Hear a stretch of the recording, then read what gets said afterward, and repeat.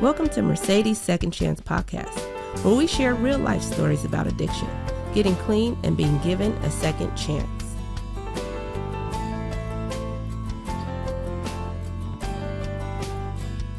Amir, how are you? I haven't seen you in so long. It's so good to see you. Your hair looks great.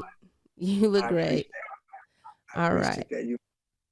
Thank you. So we are here on Mercedes Second Chance Podcast, and we'll just jump right in. Amir, why don't you, first of all, let's tell us your name and who you are. Yeah, my name is Amir Salam. I am an executive director for the residency program. Formerly, before that, I was the community projects manager for Macklemore, Grammy Award winning artist. Some of y'all may know him for the work that he's done in the music. And so a large part of my work has been, community philanthropy and entertainment. Cool. Okay, so you said residency project, that's the name? No, the residency. So Just the residency. Yeah, the residency is a performing arts institution where we have 200 plus performing artists throughout the United States that perform, and we give them opportunities to go and perform in arenas and throughout the country, and they do original music. And at this point, we're almost like a record label. We have young artists who have record deals with Epic Records, and and some of them are traveling the country doing what they love to do. All right. Well, where are you based? In Seattle. Seattle, Washington. Whoa. Okay. So before we go into that, I know a lot about you, but I want to know even more. So, what's your story behind, the executive director and everything that you're doing? Why don't you just tell me a little bit about who you are and maybe even how we know each other, but really mostly who you are and what happened. Yeah. So one, thank you for having me, on your show. I appreciate it. And I really love what you have and what you're doing. I think it's important to be able to have people like yourself represent, the recovery community and speak to our story and speak from our narrative. A lot of the work that, in particular, although I work in the entertainment industry, what ended up getting me here was recovery, honestly. If I wasn't a person that was involved in the 12-step programs, if I wasn't involved in recovery, I would have never met you. I would have never met some of the people that I work with today. And my life has been, directly impacted and changed because of that, right? And so, okay, wait, let me interrupt you. So when I look at you, right, I'm like, okay, this guy looks good. He looks like he has it together. He has his suit. He looks expensive. He looks like he smells good. He looks like he could be from the hood. We don't know. And so when you say recovery in 12 steps, like that's a really spiritual thing. And recovery from drug addiction is like a big thing. So it's hard for me to look at you and say, oh yeah, he was an addict, So tell us a little, look, I want to know like what happened, because I almost don't believe you. Yeah, absolutely. So it's funny because like before when we were coming in and we were talking a little bit previously, part of what I was thinking about was my mom. And my mom has this picture of me when I was a baby, right? And I think a lot of parents, we all have that, fresh home from the hospital, picture of our child, And I think a lot of times what people think about around addiction, they just always think like the bottom story, right? Like the I was walking around shoeless, doleless, and holeless, you know what I'm saying? Right. All my teeth fell out, you know what I'm saying? All my hair fell out, my kids left me, and right. All those things, right? And that's a part of also of my story as well. But I like to take it back, to the story with my mother, who brought home a child, who brought home someone who was innocent to this world, who had, dreams and hopes and aspirations for that child. My mom was a single parent Black woman, a queen, who grew up in the Central District of Seattle herself to really, really work hard, to make sure that she invested the best things for me that she possibly could. I remember my mom in particular, she at this time was a custodian. And my mom, let me just take it back a little bit further. I was born in 1981, right? In 1981, when I came outside the hospital, Reagan had just got shot, right? So I grew up in the 80s, you know what I'm saying? So I grew up around, the war on drugs, I'm from, a neighborhood called, the Central District, which also I was from a street called Yesler. And on Yesler, there was a lot of, dope fiends and, people who they would call them dope fiends or prostitution. But then there was also a lot of great things also in that neighborhood. We had Black community, we had culture, we had a lot of those things. But growing up in that neighborhood, my mom, she never did any of those things. My mom wasn't a prostitute. My mom wasn't on drugs. My mom was, a hard-working, single-parent Black woman who did the best that she could. And I remember a large part of my upbringing, my mom would get me dressed early in the morning. I would probably be about 6 years old. She would make breakfast, she'd get me dressed up, put my little uniform on and, have me looking real nice and GQ. And she would take me to the bus stop and I would go and I would have to go to school, and I went to St. Therese. I went to a private school, What? I went to a private school as a young person. Right. So that was the outlook and the shape that my mom had for her son, at that age, which she was, when she was growing up, she probably wasn't too much older than a lot of young women, 20, 29 years old, Yeah.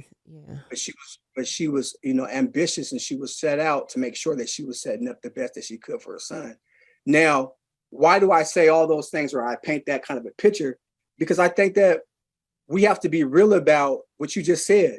You look good, you smell good, so we think, you know what I'm saying? You got this executive director job.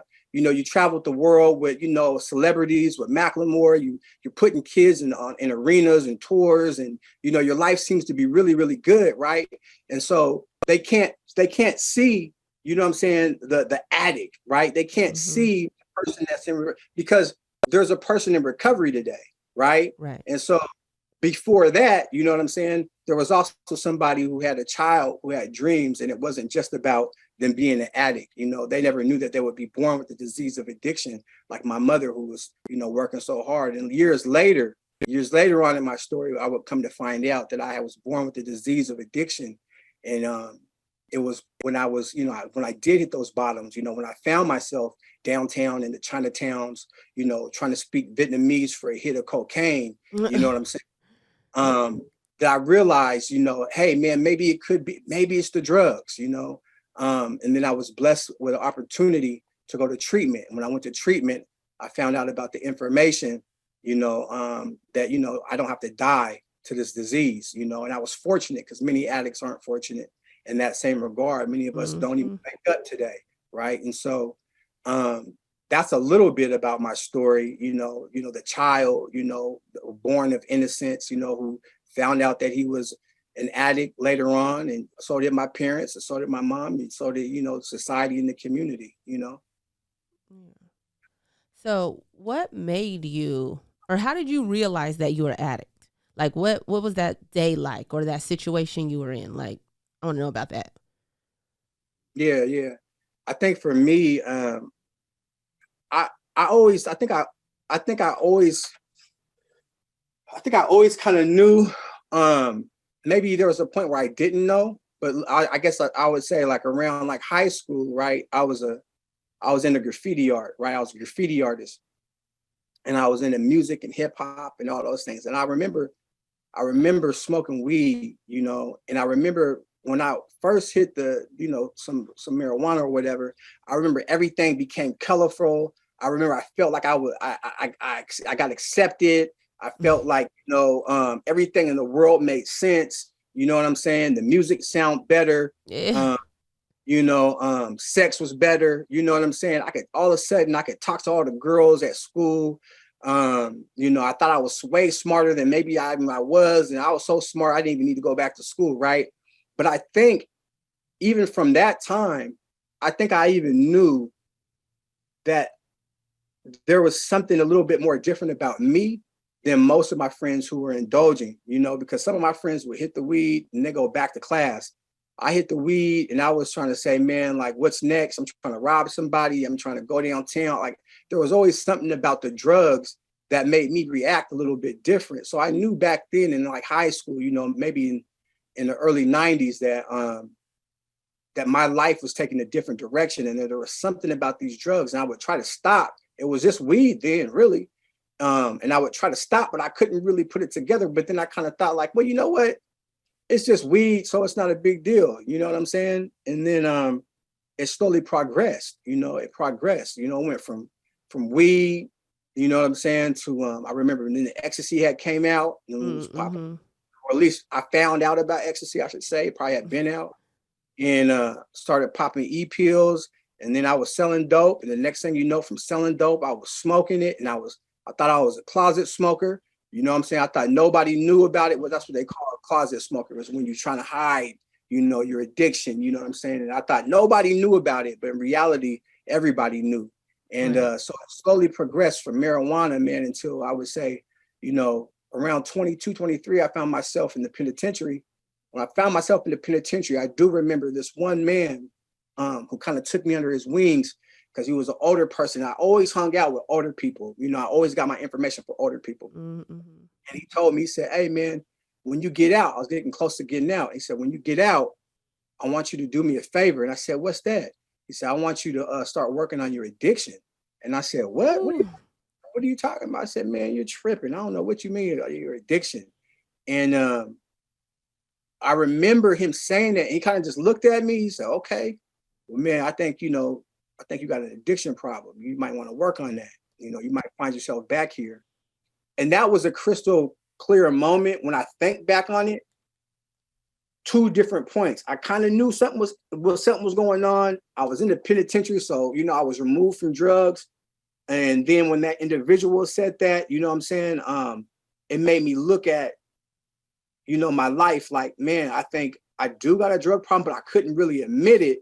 But then when I got back out, I was trying to put my family back together, because I had children, I had 2 small children, and I was trying to get them back together. And I remember I went right back to using, and I was saying, damn, I can't believe I'm using again. And that's when I really knew, oh man, you're a drug addict, and I knew it then, you know what I'm saying? I would struggle back and forth between the drugs and trying to get clean, but I didn't know how to really stay clean. I just wanted to get out, but I knew I was an addict for sure. I knew at that point, maybe after those incidents, it's like, man, I took the penitentiary. Well, maybe I got a problem. I definitely can relate to that. I think so. I'm following you here. You were in private school, and then you started, I'm guessing, hanging out with the wrong crowd. You started skipping school to smoke weed. It was a party in the beginning. And then it escalated because the disease of addiction is progressive, like you said. But at the same time, you're self-destructing and you're not realizing it. So you went to the penitentiary, but you thought like maybe, I got a problem just because of like the obvious. But it wasn't until somebody pointed out like, hey, you need to work on that. Like, that's your biggest problem. And, I think that's so, that's like your moment of clarity, right? But what's so amazing about that is when you started working on your addiction, you get into recovery, and you started with, everything that you have, your life, your job, your friends, the places you've traveled, all of it is connected to recovery in some kind of way. So like, what does that look like, and for us, because we're young, and when I pictured recovery, I thought of like old people with like, that was toothless or that shot up, and, and I thought like, oh, those are the people that are addicts. I'm not an addict, and I even had a tough time going into a meeting at first, because I was like, my name is Mercedes, and I just didn't want to say it. Like, I didn't want it to all come out, I couldn't take it, because I thought dope fiend. If I'm a dope fiend, I can't be a model. I can't be desirable. I can't go to law school. You know what I mean? I'm just a dope fiend. But it's all perspective, right? And how you see yourself. So how did you get into recovery? Like, what was that like when you walked in? What happened? Yeah, I have a pretty unique story about recovery. I mean, well, maybe not really too unique to those of us who've been, in recovery, but mine was, it sticks out for me. I was a person who was in psychosis. I was in psychosis. Which means I was going crazy. Okay. Um, Right. I was going crazy, and I had learned a couple of different things. Now, mind you, we're talking about the time had lapsed. I'm talking around 22 years old, 23 years old. I'm in the penitentiary. I get out, and I got some assets. I've been had some assets, some great things about me, always have. And then I had some liabilities as well. So what I seen, what happened was when I had got out, I had got a job at, a pretty prestigious company, or excuse me, organization. And I couldn't keep the job, right? And I got another job and I couldn't keep that one. And then I remember Black Lives Matter had popped off with Trayvon Martin. And at that time, I was a community activist, and I was pretty well known in the Seattle area for the activism and organizing I was doing. But I still couldn't, I was trying to save, like the whole community and Black folks and being part, into that, struggle. And I was really radicalized, but yet I couldn't seem to, get myself together, and I was battling with that, you know what I'm saying? And so what happened was I had got into these habits where I would check in to like a hospital, you know what I'm saying? When my psychosis had got too bad, you know what I mean? And my psychosis had got so bad that I went up here to Harborview Hospital. And when I tried to check in, because I really wanted to get a break, they told me, no, you can't come in. We at this point, I felt like they pretty much figured out my little scheme. Every once in a while, you come up here, you're in psychosis, then you come up here, you sleep for a couple of days, and then you're right back out, and then you're at it again. And so they said, what you can do is you can go to detox. And so someone like you just said, I said detox. I just thought about roaches and homeless people and all those things. I thought I was better than all of that, right? And so, but I was so gone, that I there was just something in me that said, you need to just go ahead and do the detox. And so I went into the detox, right? And previously, before I went into the psychosis, I was in psychosis before I went to the detox. I had called one of my friends, and I called one of my friends and left a message on the machine. And I was rapping, and I was like, I want to stop using. I want to come shine like a diamond and all this shit, right? And the person was on tour. They were on a world tour at this time, or a European tour or something like that. And they heard that message. Well, I went to detox, came out of detox, and this same person had took me to a meeting before. They took me to one of those 12 meetings before, right? And so I remember when I was in the detox, after I kind of started to slowly come out of the fog, there was something in me that was saying, man, what are you going to do? I had this condo that was literally across the street from the detox. And I used to look at the people who were in the detox because they had this fence, and they would sometimes come across and they would try to get cigarettes from the house and all that. And I said, man, these guys are crazy. But I remember leaving the detox saying, you can't go back to the condo, because if you go back, you're going to get loaded. If you get loaded, you're going to go right back to the psychosis. And I remember thinking about my homie, my friend, and I said, I must go to one of those meetings. So I went to one of those meetings, and I went to the day that I went to that meeting, my friend had came back from his tour, and I was in a meeting. My friend came through the door, and he looked at me and he was like, bro, what are you doing in the meeting? And I was still kind of like out of it. I wasn't really there, but I was there. And I was like, bro, I'm trying to stay in the meeting. And he was like, no, what are you doing? What do you want to do? And I was like, I don't know. I'm just in the meeting trying to like not go out get high. And he said, well, I got the resources. And when he said that, there was something in me that clicked. And I was like, oh, he said, the resources. I said, what you mean, like treatment, like rehab? He was like, yeah, like rehab. So I said, oh, okay. I said, well, I'll go to rehab, no problem. And so he said, let's go today. And so that was my experience. I said, okay, I'll go to rehab. And I remember I had to call the rehab people the same day. And I sat inside the meeting. And I remember sitting inside the meeting, and the lady told me, she said, she came up to me, she said, are you all right? Everything okay? And I said, yeah, everything's cool. And she said, well, you look a little strange. I said, well, I'm on my way to rehab, and I was probably just looking crazy.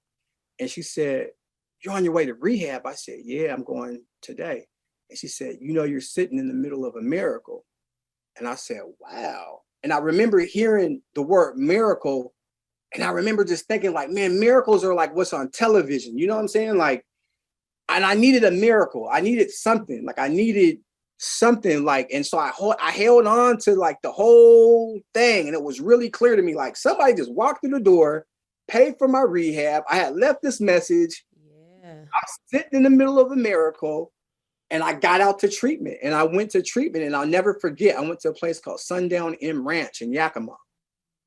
And when I went to Sundown, well, as soon as we entered Sundown, there's on each light pole, there's like a saying. And on the light pole, it said, one said this, another one said is, and it said, "This is the first day for the rest of your life." And I just remember being like, okay, I'm supposed to be here. Like, this doesn't make no sense. And I think maybe because I was still kind of loopy, or was I?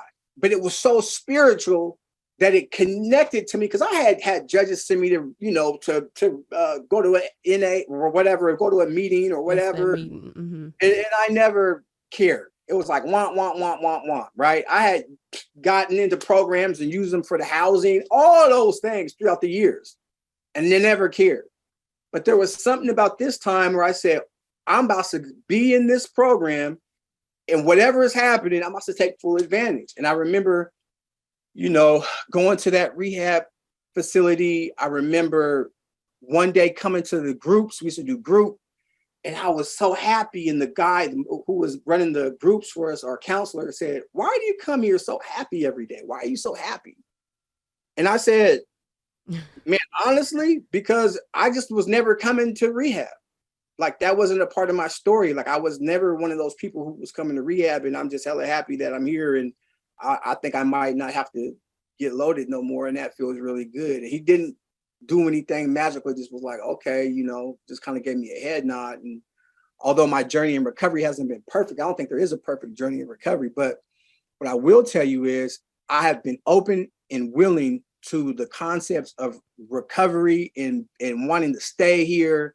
And it's just attractive. It's a lifestyle for me.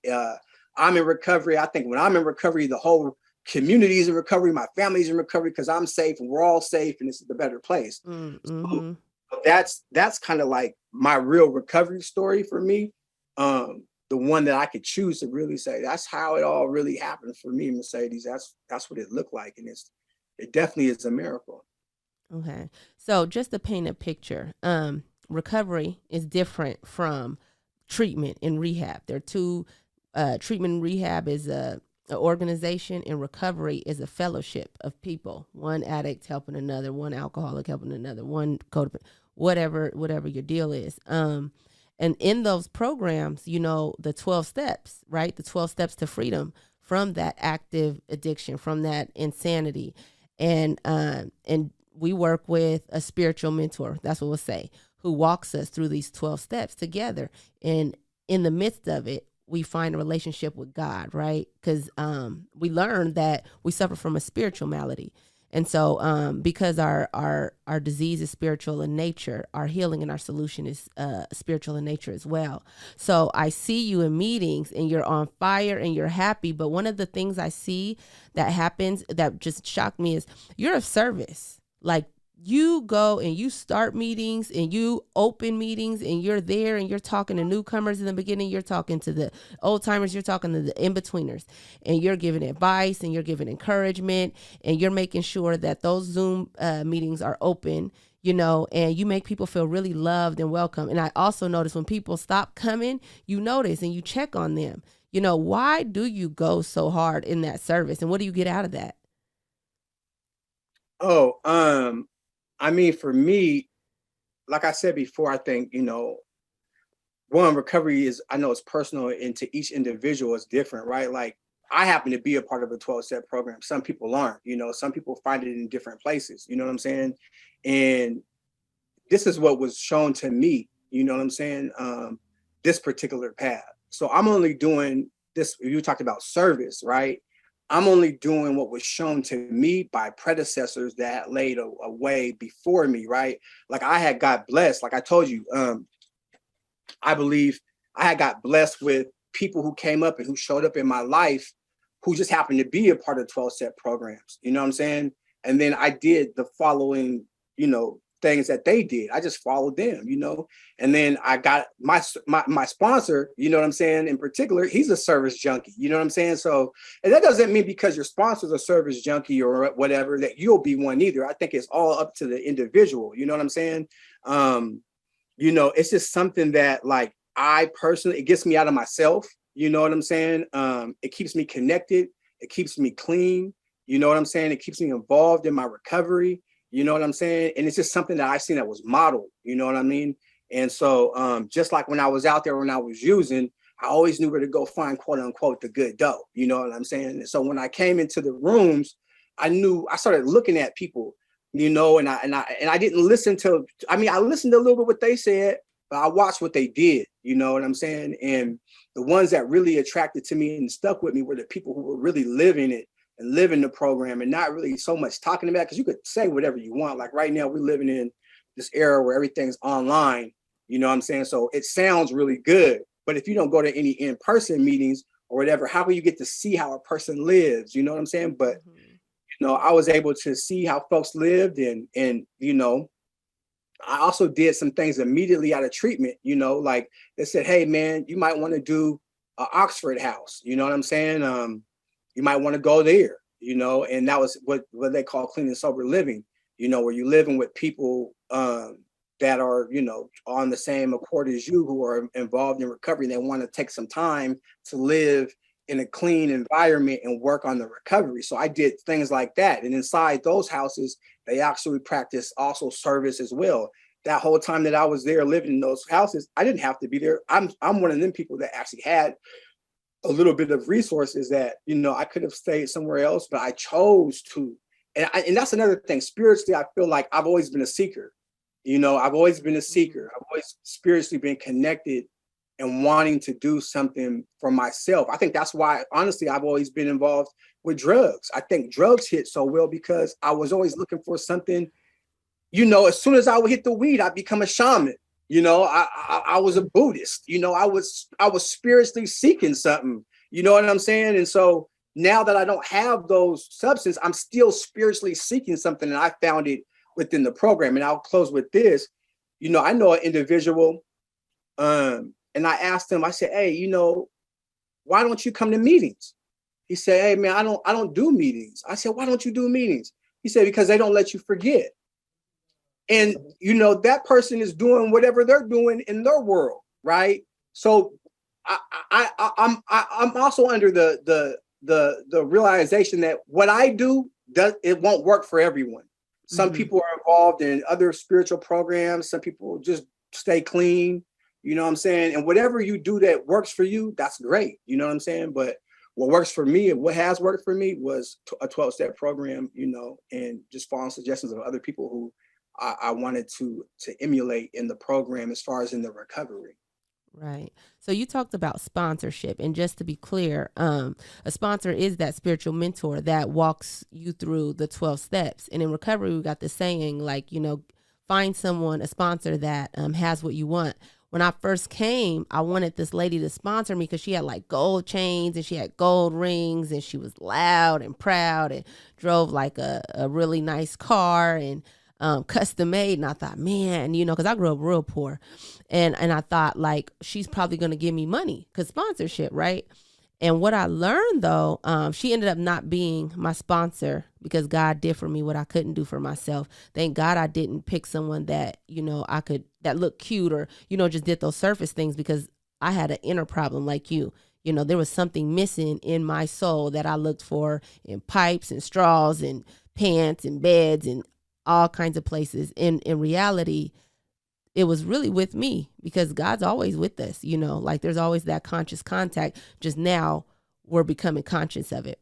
And so like with the sponsorship, I know that your sponsor, he's great, by the way, but I see that he is always of service. Like his whole life is of service. And what I see is that when you're of service and you help other people and you tell them about the program and help them spiritually see God and introduce them to God, those needs that you would otherwise be trying to meet get handled by God. Like you said, like you're a miracle, like you were in a miracle, all these things that were happening for you, and all you wanted to do was do the right thing, do the next indicated thing, right?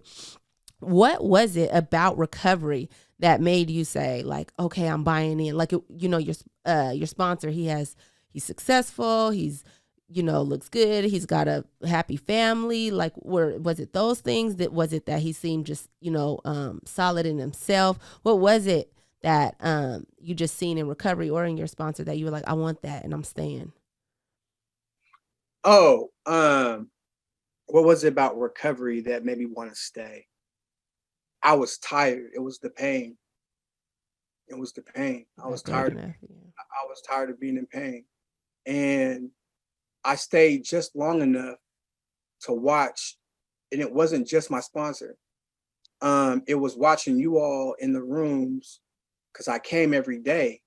When I remember being in the Oxford House, man, and taking that bus, it was scrounging up $1.25 or whatever it was to get to a meeting, some really humbling things at least I thought it was humbling, but I remember going to those meetings and I was in so much pain because I woke up and I'm like, how did I get here? My mind isn't as foggy. I'm 30 something years old with teenagers. I had let down so many people. I'm remembering my mom. I'm remembering her investment in me. I'm remembering all those things. But when I get to recovery, when I get into these rooms, I'm hearing the stories in the meetings. I'm hearing about people getting their kids back. I'm hearing about them talking about their kids are still saying, hey, I ain't messing with you. Some kids ain't messing with them, but some are getting their kids back. I'm hearing people talk about they're graduating from college at 55 with a PhD. And I'm like, wow, what's going on? I'm hearing somebody come into a community that said that he was a rapist or she was a rapist, that she done did some things, but they're getting a safe environment to share. No one's judging them and they're staying clean. And they're talking about they got 30 years and now these people are even principals or whatever. And I'm saying, how the hell are you a such and such and such and such? But what happened? So I'm seeing the gifts of recovery open up. And then I'm like, wow, I want what these people have. And it wasn't, and yes, and some of that is material, but most of it is spiritual in nature. You know what I'm saying? Because you can't even really attain some of these materialistic things unless you're clean, which being clean is a spiritual principle, right? That's a simple spiritual principle. Just being clean and showing up, right? So I'm watching that unfold. And the sponsor that I had, I seen him stacking chairs, man, at the end of the meeting, older gentlemen, you know what I'm saying?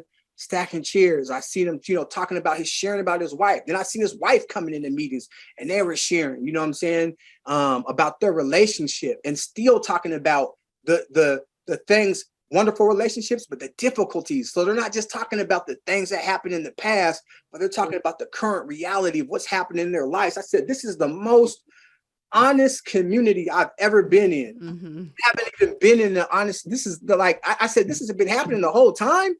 And so that's what made me want to stay. All the gifts that started to come later on, were part of the assets that I already had. The truth of the matter is a lot of these things were just delayed. Like, I'm an executive director, or I'm working here, or I'm a father, but those are kind of like delayed and some new gifts. I already had assets, right? I already had some liabilities. But the gift was being able to be in recovery, to stay long enough to receive all of them and to stay centered in them and to walk through it all. You know what I'm saying? So, yeah, that's what made me stay in recovery. And that's what continues to make me stay in recovery, is the miracles of what it just keeps happening. I just keep watching it unfold all the time, like right now, being on this podcast. You hit me up, I'm like, man, Mercedes Second Chance. What? I didn't know you had a podcast going on. But these are like the small miracles that I'm seeing. Like now I see your dreams doing a podcast. Let's go, Right. Yeah, no, it is a miracle. I was thinking that on the way here. I was like, man, I used to be barricaded in the bathroom of some restaurant, not coming out, getting high with nowhere to go, not a dollar in my pocket. And like, look at my life now, you know? Um, so if you had any advice to give someone, and thank you for telling your story, by the way. You know, you're definitely a powerful speaker and you live powerfully, which is most important. Very humble person. But if you had any advice to give someone who is thinking about getting clean, or, you know, or they want to stay clean, or, you know, or even somebody that's in recovery and they're not sure if they want to, you know, go back out or if this is for them, what would you give? What helped you? I would just say, the gifts of recovery, you won't really ever understand them until you get here. You know what I'm saying? Until you get to this place. One, let me just say this. If you're in a place where, you feel like maybe it's the drugs, right? I really want to stop using, right? Because those aren't normal thoughts that most people have. Like most people who aren't addicts aren't really saying, man, I'm trying to get 30 days off this marijuana or 30 days off this donut even. You know what I'm saying? Most people aren't doing that. So they start identifying like, okay, there's something going on and I'm trying to stop. If you found a community, whatever community works for you, whatever it is, like I said, mine's a 12-step program that I found. I'm not representing Narcotics Anonymous, but I'm an NA member. And so that's the program that I'm in, you know what I'm saying? But if you find, there's plenty of things that you can go ahead and look for that are very helpful to recovery. If you need some immediate, help, maybe it's an inpatient treatment you should try. I know that's something that worked for me. I had to go to inpatient. I needed to be around an environment where people weren't using anymore. Same. I needed to just stop, using, like forget all the things that come later, you know what I'm saying? But like just for right now, for the day, I don't want to use anymore and I can't do it by myself. Is there a place where I can go check myself into and get some immediate help? And I really suggest people to try to tap into those places to really, to seek some help. You know what I'm saying? But what I will also say is this, and in closing, is I just came back from Africa, right? I went to Nairobi and I was in Kenya, and I'm African, African American, from the diaspora. And I'll tell you, when I got to Africa, I could tell you about Africa all I want. We could sit here for an hour and I could tell you how Black people should probably be in Africa and this is beautiful and I could tell you the whole story. But until I got to Africa, I didn't know what it was like. You know what I'm saying? And me trying to explain to someone who's never been to Africa, they still might not understand. What I want to say is book your ticket, you know what I'm saying? And go visit yourself. You could talk to me all you want to about it, but until you step foot in recovery the same way, you'll never really know. Give yourself a chance. Give yourself a break. You know what I'm saying? Book yourself a ticket, a first-class ticket, and stop using just for the day. You know what I'm saying? And you can experience it for yourself. You don't got to have Amir or Mercedes tell you about it. You can come along and you can join it. You know what I'm saying? And get a taste of it yourself. Thank you. And I'm gonna add to that. What I heard is don't leave 5 minutes before the miracle. Stay.